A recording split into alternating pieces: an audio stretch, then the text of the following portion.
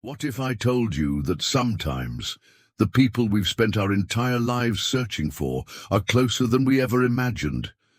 Today's story will leave you speechless. A mother's desperate 23-year search for her daughter leads to the most incredible twist of fate you'll ever hear. When Margaret Chen was rushed to St. Mary's Hospital with a heart attack, she had no idea that the nurse about to save her life was the daughter she'd given up for adoption decades ago. This is a story about destiny, hope, and the unbreakable bonds that connect us all. Get ready for a reunion that will restore your faith in miracles. Margaret Chen had always believed that some wounds never truly heal. They just learn to live beneath the surface, quietly shaping every breath you take. It was October 15th, 1999, when she made the most difficult decision of her 20-year-old life. Sitting in the sterile waiting room of Sacred Heart Adoption Agency in Portland, Oregon, Margaret clutched her swollen belly and whispered promises to the baby girl she was about to meet for the first and last time.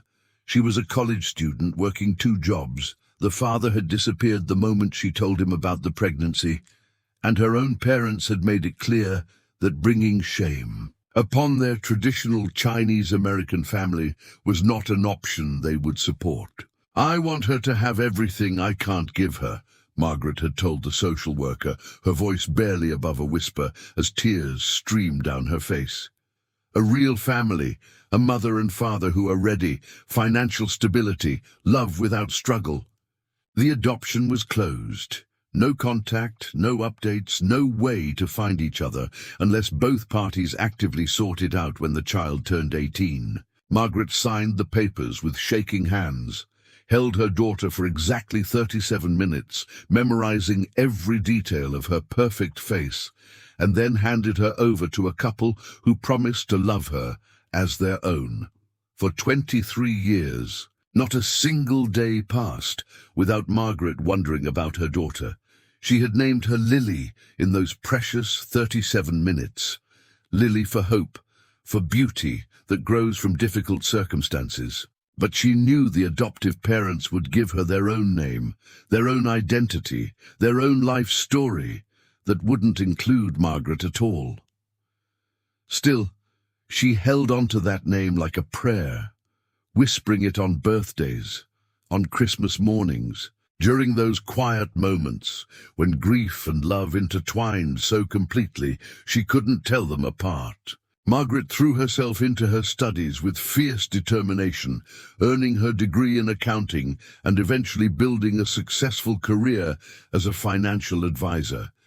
She married David Chen when she was 28, a kind man who knew about Lily and supported Margaret's quiet annual ritual of lighting a candle on October 31st, her daughter's birthday. They tried to have children of their own, but after 3 miscarriages and years of expensive fertility treatments, they accepted that Lily might be the only child Margaret would ever have. The irony wasn't lost on her. She had given away the one baby she could successfully carry to term. Margaret's search for her daughter began the moment Lily turned 18. She hired private investigators, joined online reunion registries, posted on adoption forums, and even appeared on a local television show dedicated to reuniting families. Every lead turned into a dead end.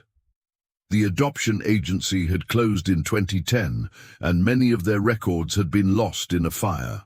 The adoptive parents, the Johnsons, had apparently moved from Oregon shortly after the adoption, and their trail went cold somewhere in the vast expanse of the American Midwest.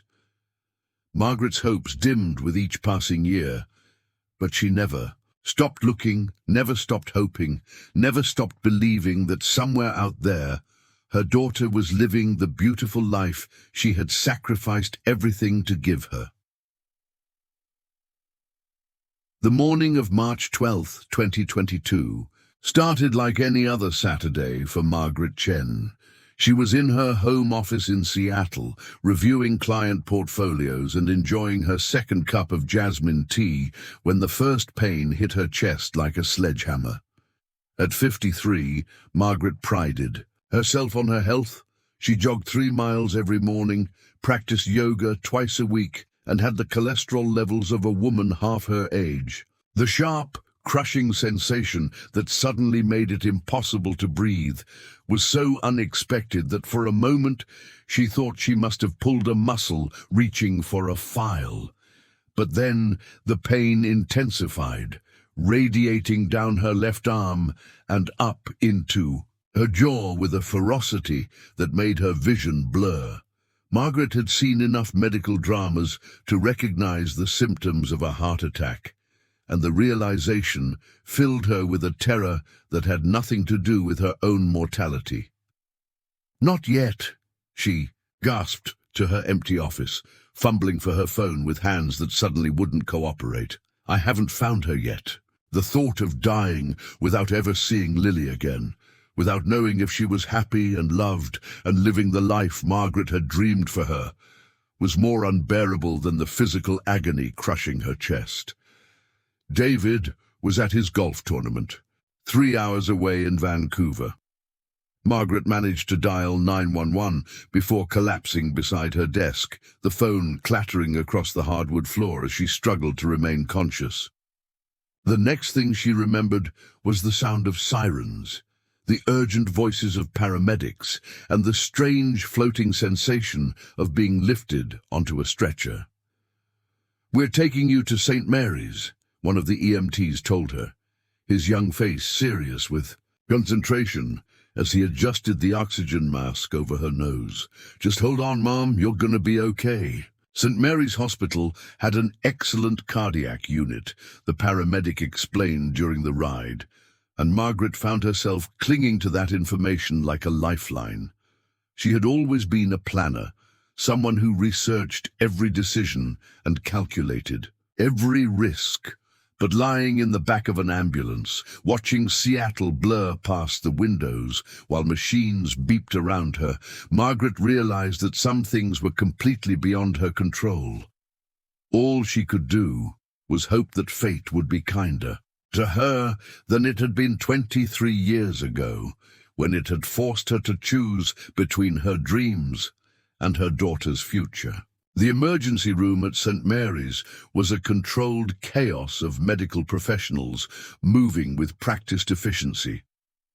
Margaret was whisked into a trauma bay, surrounded by people asking questions she could barely answer through the oxygen mask and the waves of pain. Someone was cutting her favorite sweater, the soft blue cardigan David had given her for their anniversary. Someone else was inserting an IV with practiced precision. Monitors were beeping, voices were calling out numbers and medical terms she didn't understand. And through it all, Margaret kept thinking about Lily, wondering if she would ever have the chance to explain why she had made the choice she made. All those years ago, 23-year-old Sarah Elizabeth Johnson had been working the Saturday morning shift in St. Mary's cardiac unit for almost 2 years, and she thought she had seen every kind of heart attack patient imaginable. There were the ones who came in denying they were having a heart attack at all, convinced their chest pain was just indigestion or stress. There were the frequent flyers who rushed in at the first twinge, terrified by previous cardiac events. There were the stoic ones who downplayed their symptoms even while their EKGs showed dangerous irregularities, and the dramatic ones who were certain they were dying from what turned out to be anxiety attacks. But when the EMTs wheeled in Margaret Chen, something about the woman immediately caught Sarah's attention.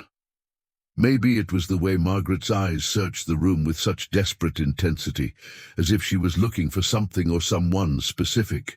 Maybe it was the delicate gold locket she clutched in her hand, even as the medical team worked around her, refusing to let go of it even when they needed to position her for the EKG.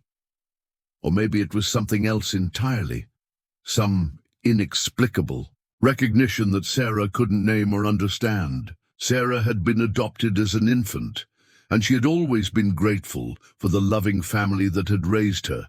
Jim and Carol Johnson were wonderful parents who had never made her feel like anything other than their cherished daughter. They had been open about her adoption from the beginning, telling her bedtime stories about how they had wished and wished for a little girl. Until one day, a very brave woman decided to give them the most precious gift in the world. Sarah grew up knowing she was chosen, wanted, and deeply loved by the people who mattered most. But like many adoptees, Sarah had always wondered about her birth mother. It wasn't that she felt unloved or incomplete, quite the opposite. She simply carried a quiet curiosity about the woman who had given her life and then made the incredibly difficult decision to ensure that life would be filled with opportunities and stability. Sarah had fantasized about meeting her someday, imagining conversations where she could thank her birth mother for the sacrifice she had made and assure her that it had led to a beautiful childhood full of love, laughter, and possibilities. When Sarah turned 18, she had registered with several adoption reunion websites and submitted her DNA to genealogy databases, but she approached the search with patience rather than urgency. She figured that if her birth mother wanted to find her, she would, and if not, Sarah would respect that choice. The most important thing was that both of them were living happy, fulfilled lives, whether they ever met or not. Sarah had no way of knowing that just a few hundred miles away, a woman named Margaret Chen was spending sleepless nights searching for the daughter she had named Lily, the daughter she had never stopped loving, the daughter she would have given anything to find. As Sarah approached Margaret's bedside to check her vital signs and prepare her for the emergency cardiac catheterization, she noticed something that made her heart skip a beat. The gold locket Margaret was clutching so tightly had fallen open, revealing a tiny photograph inside. An ultrasound image so faded and worn it was barely visible, along with what appeared to be a hospital bracelet with a date, October 31st, 1999. Sarah's breath caught in her throat. October 31st, 1999 was her birthday. "Ma'am, can you tell me your name?" Sarah asked, her voice surprisingly steady despite the sudden racing of her heart. The cardiac monitor showed Margaret was stable enough to speak, though she was still experiencing significant chest pain. "Margaret Chen," the patient whispered through her oxygen mask, her eyes focusing on Sarah's face with surprising clarity. "Margaret Lily Chen." The addition of that middle name hit Sarah like a physical blow. She had always known her birth mother had given her a name during those first few hours of life, but she had never known what that name was. Could it be possible? Could this incredible coincidence actually be happening? Sarah's hands trembled slightly as she adjusted Margaret's IV line, her mind racing through the implications. The timeline matched perfectly. She had been born on October 31st, 1999, in Portland, Oregon, just a few hours from Seattle. Her adoptive parents had told her that her birth mother was a young college student who wanted to ensure her daughter had opportunities she couldn't provide. Margaret looked to be in her early 50s, which would make her about 20 when Sarah was born. The pieces were falling into place so perfectly it seemed impossible, and yet... "Mrs. Chen, I need to ask you something," Sarah said quietly, glancing around to make sure they had a moment of privacy before the cardiologist arrived. "That locket you're holding, is that from when you had a baby? A baby girl?" Margaret's eyes widened with shock, and for a moment Sarah worried she might be causing additional stress to a heart attack patient. But Margaret nodded slowly, tears beginning to stream down her cheeks.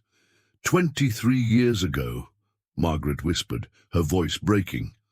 I gave birth to a daughter on Halloween. I held her for 37 minutes, and then she couldn't finish the sentence, overcome by emotion. Sarah felt her own eyes filling with tears as she reached out to gently touch Margaret's hand. The connection between them was undeniable now, electric and overwhelming and absolutely impossible to ignore. "Mrs. Chen," Sarah said softly, her voice thick with emotion, "I think there's something we need to talk about. But first, we need to take care of your heart. Can you hold on to that locket and hold on to hope for just a little bit longer?" Margaret squeezed Sarah's hand with surprising strength and nodded, her eyes never leaving Sarah's face. Neither of them spoke the words yet, but they both knew. After 23 years of searching and wondering and hoping, they had found each other in the most unexpected way possible.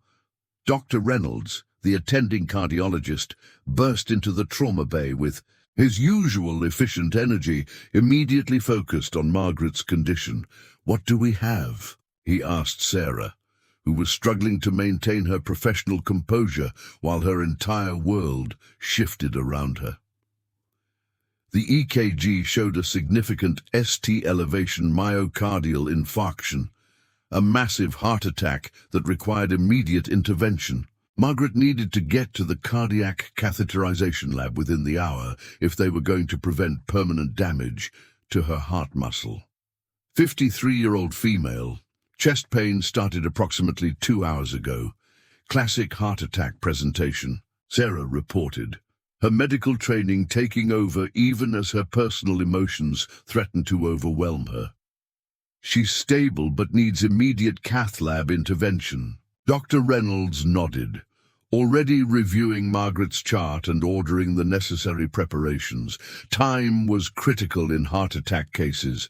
Every minute that passed meant more heart tissue was dying from lack of oxygen. Margaret, despite her pain and the overwhelming shock of potentially finding her daughter, was acutely aware of the urgency surrounding her medical situation. She had researched heart attacks extensively after her father's cardiac event 5 years earlier, and she knew that her chances of survival and full recovery depended on how quickly they could restore blood flow to her heart. But the thought of being separated from Sarah now, when they had just found each other, was almost unbearable. "Sarah," Margaret called out as the medical team prepared to move her to the catheterization lab, "please don't leave. I know this sounds crazy, but I think you might be—" She couldn't say the words, couldn't voice the hope that felt too fragile and too precious to speak aloud. What if she was wrong? What if this was just a coincidence, a cruel trick of fate that would leave her more heartbroken than before? "I'll be right here when you get back," Sarah promised, squeezing Margaret's hand one more time before the gurney was wheeled away. "I'm not going anywhere. We have a lot to talk about, and I'll be waiting for you." As Margaret disappeared down the hallway toward the cardiac lab, Sarah stood frozen in the trauma bay, her heart pounding with a mixture of terror and exhilaration. In the space of 30 minutes, she might have found her birth mother, and could potentially lose her to the very heart attack that had brought them together. The irony wasn't lost on Sarah that she had spent her entire nursing career helping to heal hearts, and now she might have the chance to heal the heart that had been broken when hers was given away. But first, Margaret had to survive the procedure. Sarah had seen enough cardiac cases to know that Margaret's condition was serious. The next few hours would determine not just whether Margaret would recover, but whether they would have the time to build the relationship they had both dreamed of for 23 years.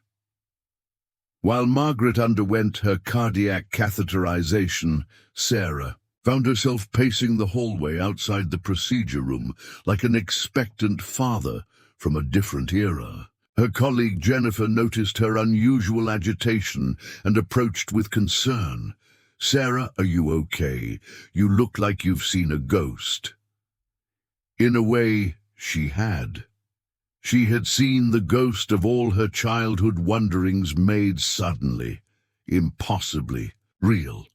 "Jen, I need to tell you something, and it's going to sound absolutely insane," Sarah began, her voice shaking slightly. She explained the situation in hurried whispers, the matching birthday, the locket with the ultrasound picture, the way Margaret had added Lily to her name, as if it meant something special. Jennifer listened with growing amazement, her eyes widening as the coincidences piled up.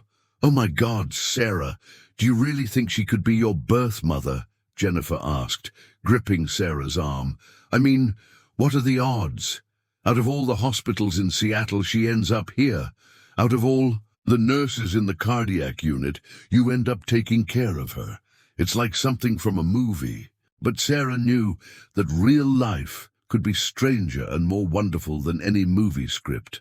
Sometimes the universe conspired to bring people together in ways that defied logic and probability. Sarah's phone buzzed with a text from her adoptive mother, Carol, asking about her work schedule for the week. Carol and Jim Johnson had always been incredibly supportive of Sarah's desire to learn more about her birth family, encouraging her to pursue any leads and assuring her that finding her birth mother would never diminish their relationship or their love for her. Sarah stared at the text, realizing she might have life-changing news to share very soon. The catheterization procedure typically took between 1 and 3 hours, depending on the complexity of the blockages and the interventions required. Sarah knew that Dr. Reynolds was one of the best interventional cardiologists in the Pacific Northwest, and if anyone could successfully clear Margaret's blocked arteries and restore blood flow to her heart, it was him. But knowledge didn't make the waiting any easier. Every minute felt like an hour, and Sarah found herself making bargains with the universe. Please let her be okay. Please let this be real. Please give us the chance to know each other. As Sarah waited, she found herself remembering all the times she had wondered about her birth mother. She had imagined her as a teenager who wasn't ready to be a parent, as a woman facing impossible circumstances, as someone who loved her enough to want better for her than she could provide. She had never imagined her as a successful professional woman still searching, still hoping, still carrying an ultrasound picture in a locket after 23 years. The depth of that love and dedication was overwhelming, and Sarah felt tears streaming down her face as she realized that she had never been forgotten, never been abandoned, never been anything less than deeply cherished. Dr. Reynolds emerged from the cardiac catheterization lab 2.5 hours later, pulling off his surgical gloves with the satisfied expression of a doctor who had just saved a life. "The procedure went perfectly," he announced to Sarah, who had stationed herself in the hallway despite having other patients to attend to. "We found 2 significant blockages in her left anterior descending artery, but we were able to place stents successfully.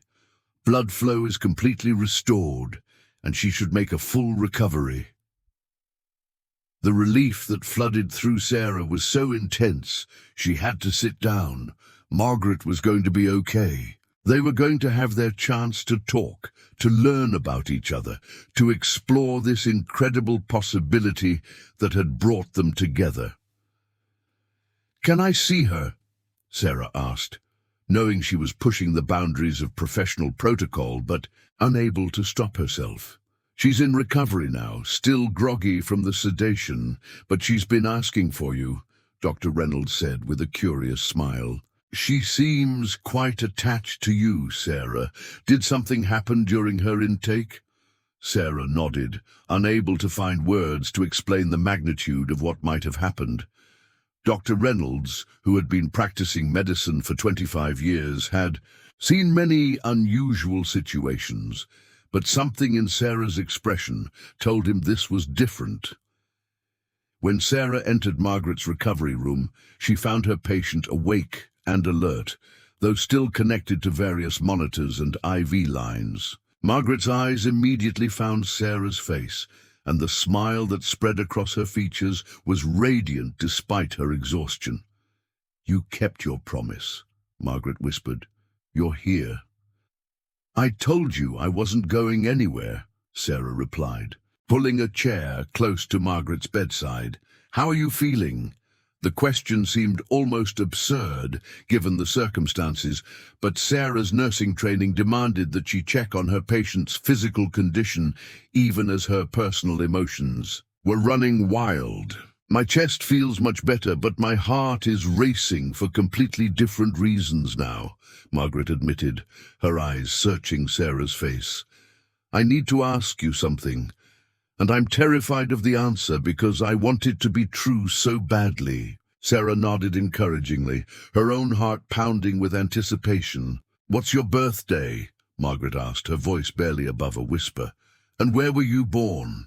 The questions hung in the air between them, laden with 23 years of hope and heartbreak and desperate searching. "October 31st, 1999, Sarah replied, her voice steady despite the tears flowing down her cheeks.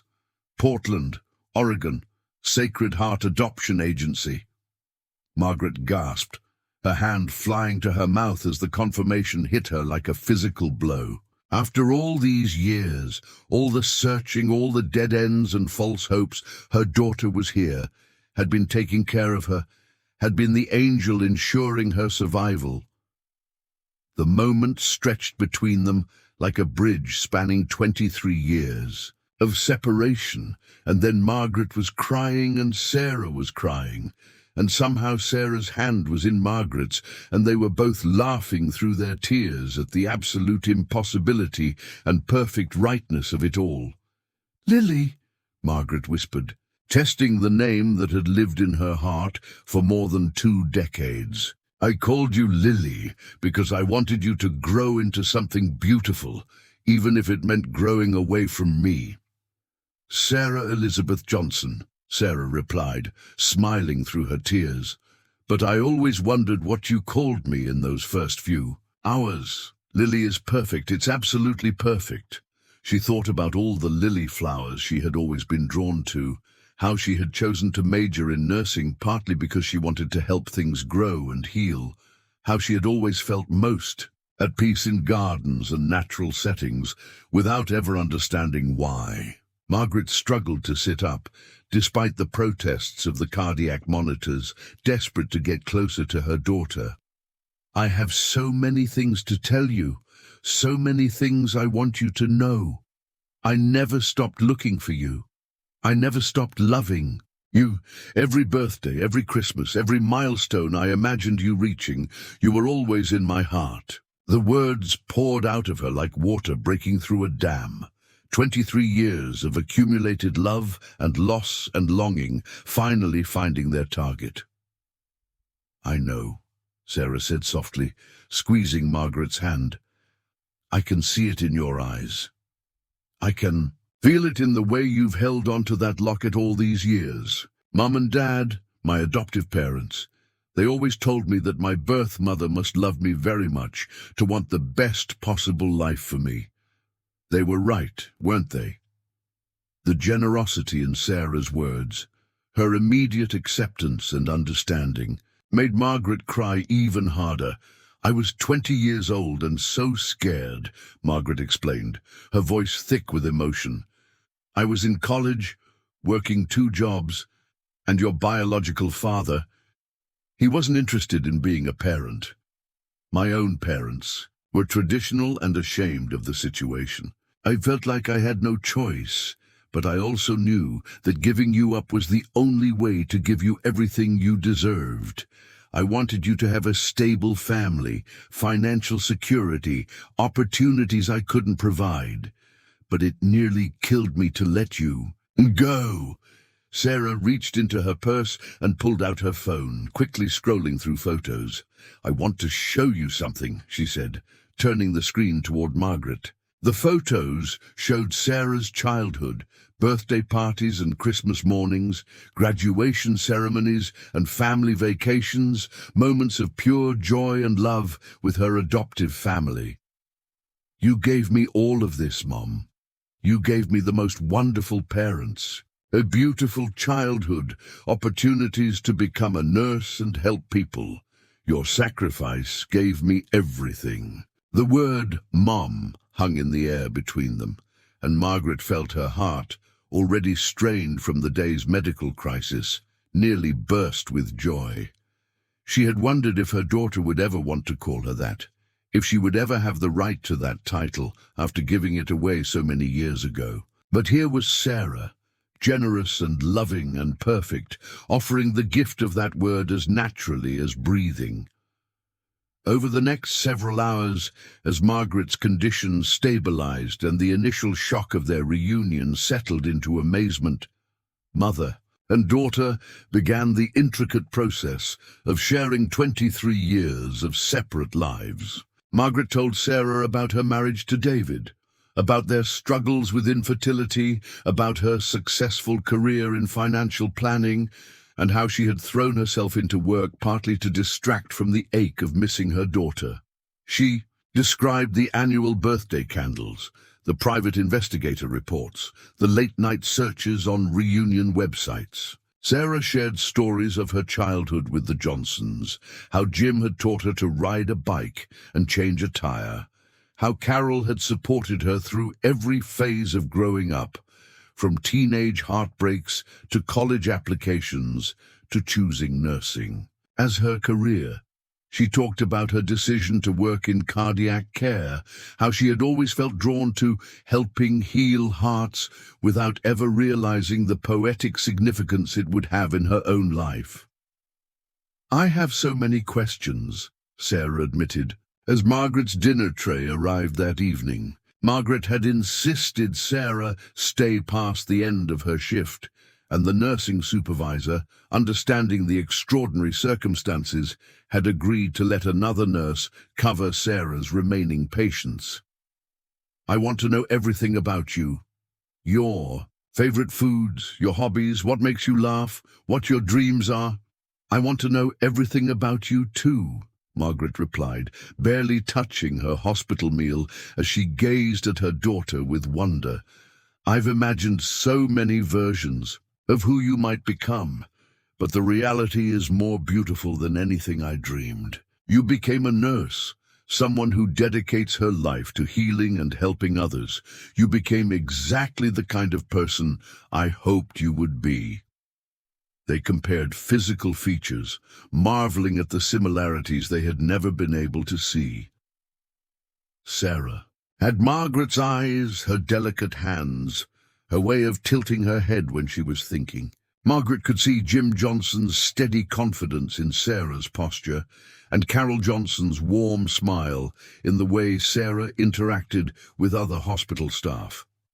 It was clear that genetics and environment had combined to create someone truly special. As the sun set outside Margaret's hospital window, David arrived, having driven straight from Vancouver when he received the call about Margaret's heart attack. Sarah watched nervously as Margaret introduced her to the man who had been her stepfather for the past 15 years, without either of them knowing it. David's reaction was everything Sarah could have hoped for. Shock, followed by joy, followed by immediate acceptance and love. "I've heard about you every day for 15 years, David told Sarah, his own eyes growing misty. "Margaret lights a candle for you every birthday, and she's never stopped believing she would find you someday. I'm so glad she was right." The easy acceptance from both Margaret and David made Sarah realize that she wasn't just gaining a birth mother. She was being welcomed into a family that had held space for her all these years. As Margaret's first night in the hospital progressed, the magnitude of the coincidence that had brought them together began to sink in for both women. Sarah calculated the odds. What were the chances that Margaret would have a heart attack on a day when Sarah was working? What were the chances she would be brought to St. Mary's instead of one of the other 3 major hospitals in Seattle? What were the chances Sarah would be assigned to the cardiac unit that particular Saturday? I've been thinking about something, Margaret said during one of Sarah's frequent visits to her room. I've lived in Seattle for 8 years and I've never been to St. Mary's Hospital before. My usual doctor is affiliated with Swedish Medical Center across town. But the paramedics said they brought me here because it was closest to my house and had the best cardiac unit for emergency cases. Sarah nodded, understanding the implications. I almost didn't work today, she admitted. I was supposed to have the weekend off, but Jessica called in sick at the last minute and asked if I could cover her shift. I almost said no because I had plans to visit my parents in Portland. The parallel timing was staggering. If either of them had made slightly different choices, if any number of variables had been different, they might have missed each other entirely. Do you believe in fate? Margaret asked, her voice soft with wonder. Because I'm having a hard time calling this a coincidence. It feels like the universe conspired to bring us together at exactly the right moment.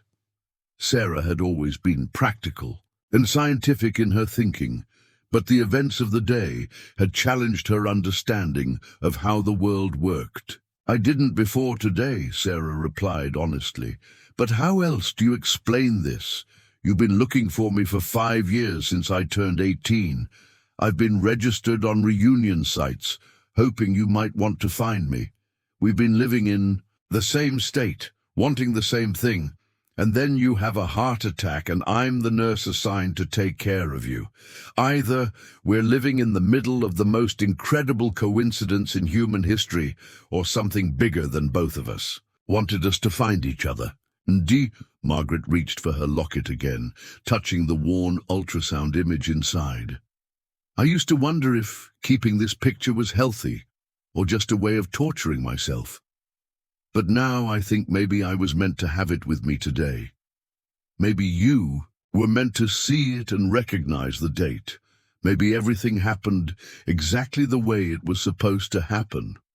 The idea that her years of grief and searching had led to this perfect moment filled Margaret with a peace she hadn't felt since the day she gave birth to Sarah.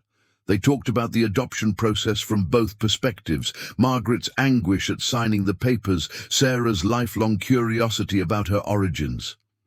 They discovered that they had both visited Portland several times over the years, probably passing within blocks of each other without knowing it. They had both loved the same obscure indie band, had both majored in fields focused on helping others, had both struggled with similar anxieties about relationships and trust.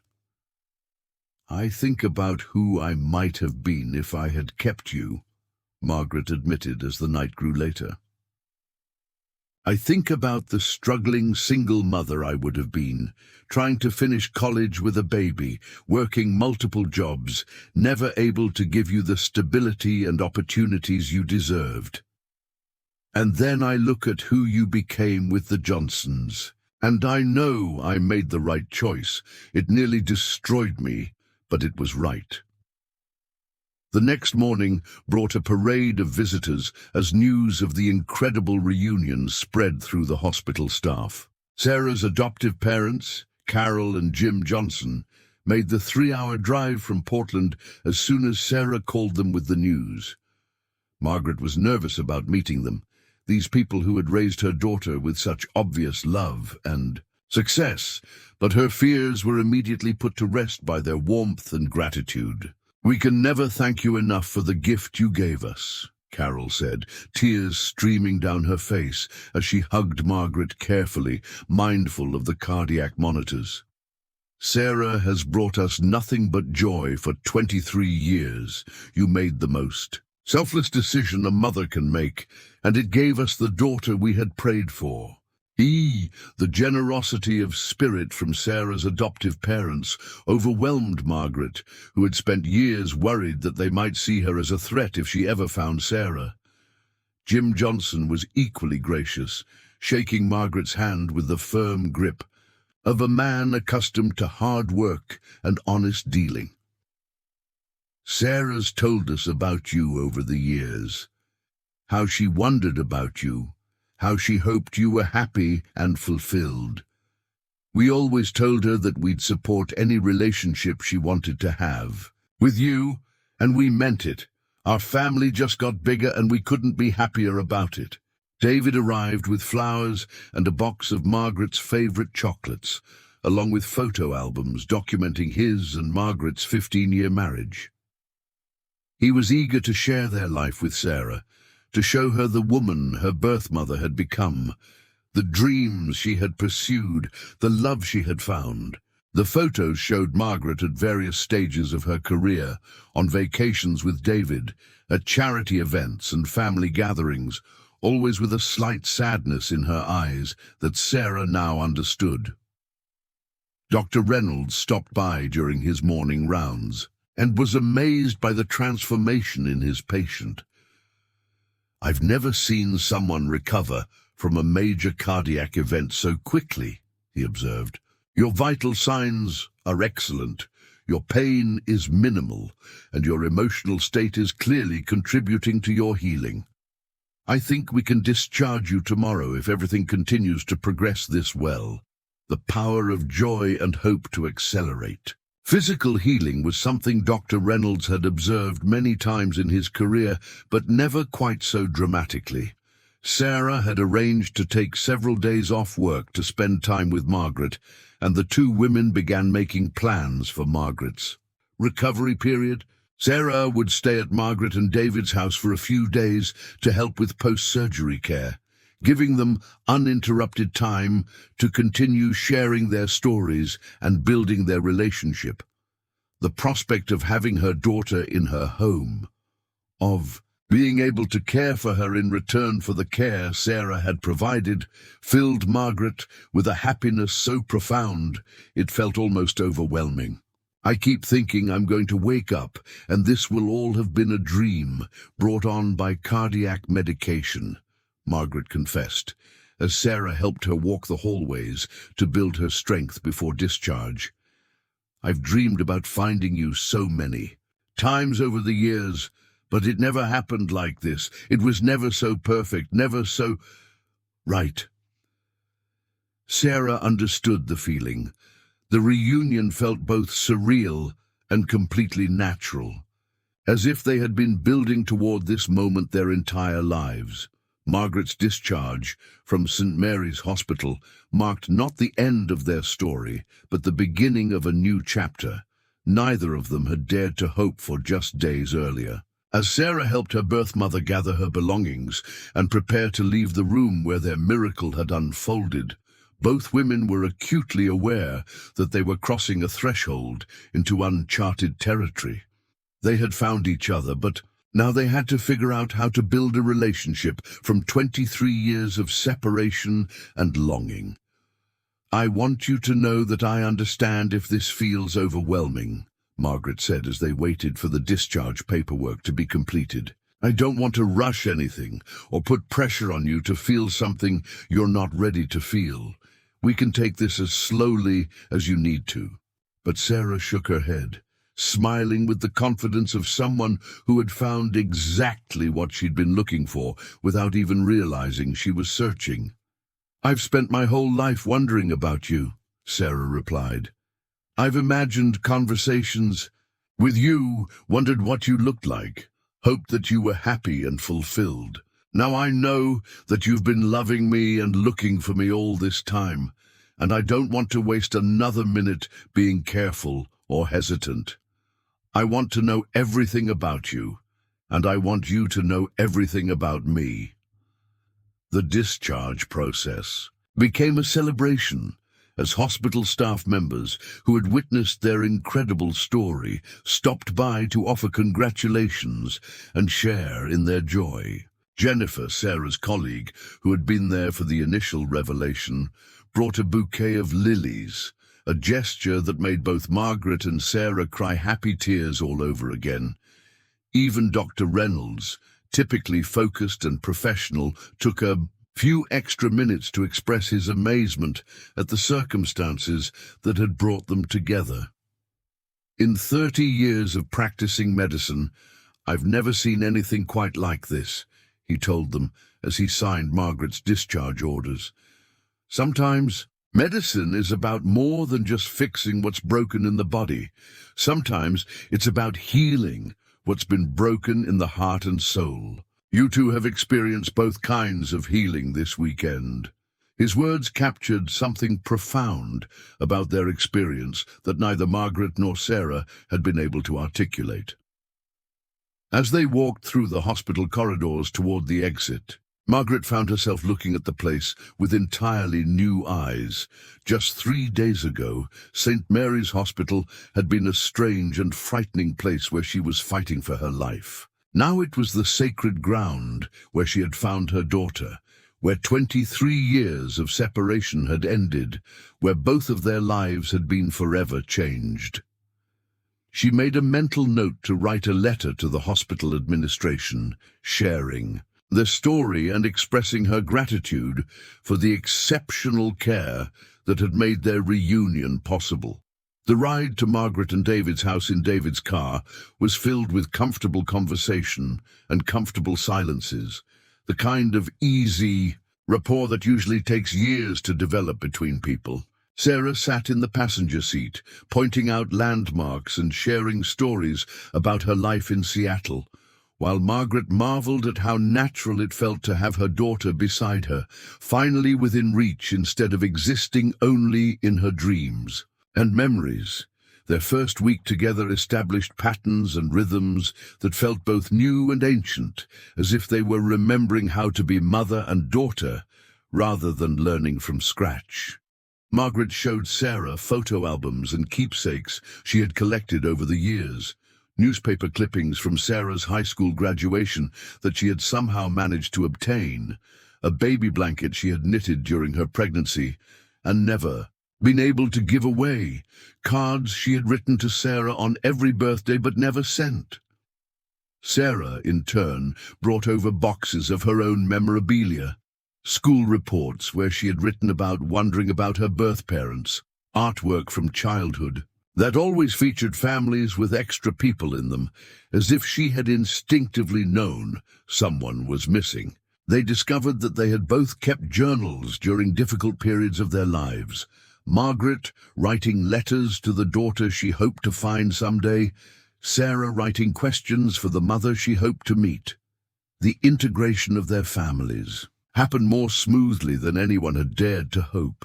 Carol and Jim Johnson visited several times that first week, bringing photo albums and stories, eager to share Sarah's childhood with the woman who had made it possible. The relationship between Margaret and Sarah's adoptive parents was warm and genuine, based on their shared love for Sarah and their mutual respect for the sacrifices each had made on her behalf. David proved to be the perfect stepfather, welcoming Sarah into their family with the same generous heart that had supported Margaret through years of searching and grief. He shared stories about Margaret that helped Sarah understand her birth mother as a complete person. Her quirky sense of humor, her dedication to her work, her fierce loyalty to the people she loved, her quiet acts of charity and kindness that she never talked about. "Your mother," David told Sarah one evening as they sat on the back porch while Margaret napped, recovering from another day of emotional intensity, "is the strongest person I know. She carried her love for you for 23 years without letting it make her bitter or cynical. She turned her pain into purpose, channeling her need to nurture into helping her clients plan for their children's futures. She made your sacrifice meaningful by living a life worthy of it." As Margaret's physical recovery progressed and their emotional reunion deepened, both women began to understand that they had been given something extraordinary. Not just the chance to know each other, but the opportunity to heal wounds that had shaped both of their lives for more than 2 decades. Margaret's guilt and grief over her decision began to transform into pride and gratitude as she saw the magnificent woman Sarah had become. Sarah's curiosity and occasional sadness about her origins evolved into a deep appreciation for the complexity and courage of Margaret's choice. 3 months after their reunion, Margaret and Sarah established a routine that honored both their newfound relationship and their existing commitments. Sarah continued her nursing career at St. Mary's Hospital, though she often found herself sharing their story with patients and families who were facing difficult decisions. Margaret returned to her financial planning practice with renewed energy and purpose, finding special joy in helping young families plan for their children's futures.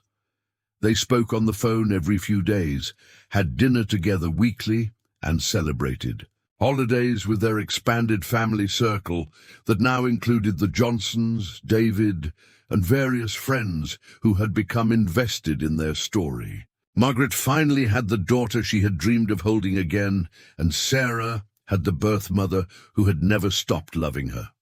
Both women had learned that some kinds of love transcend time and distance, surviving years of separation and emerging stronger than ever when given the chance to flourish. The gold locket that had been the key to their recognition became a symbol of their unbreakable bond.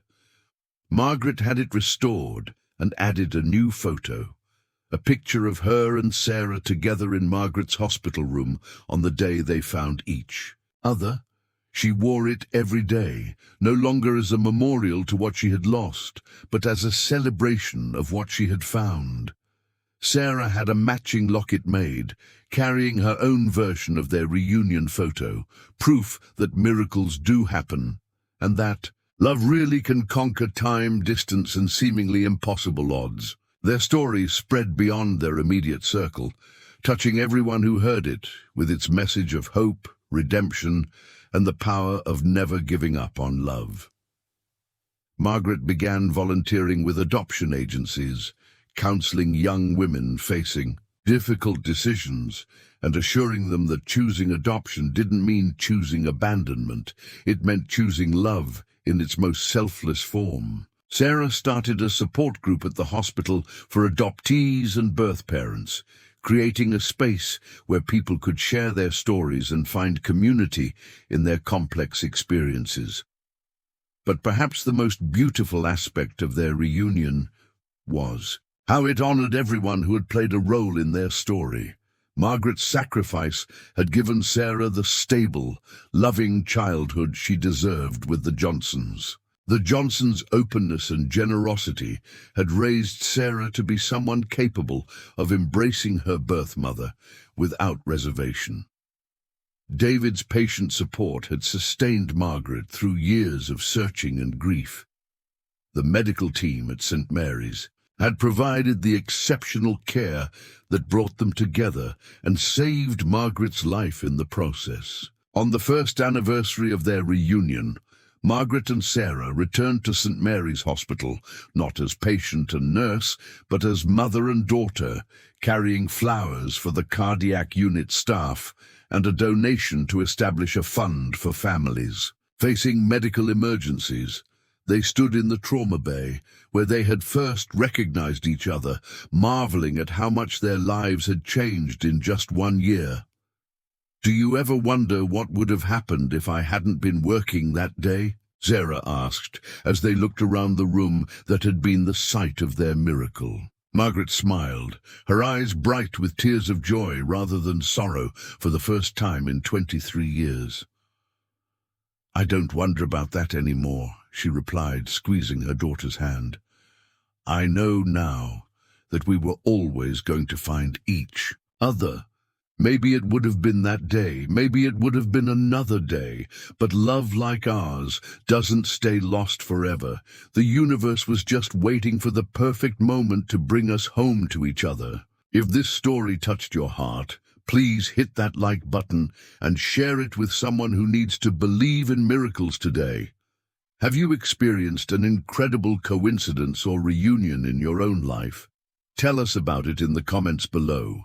Don't forget to subscribe to our channel and ring that notification bell so you never miss these amazing stories.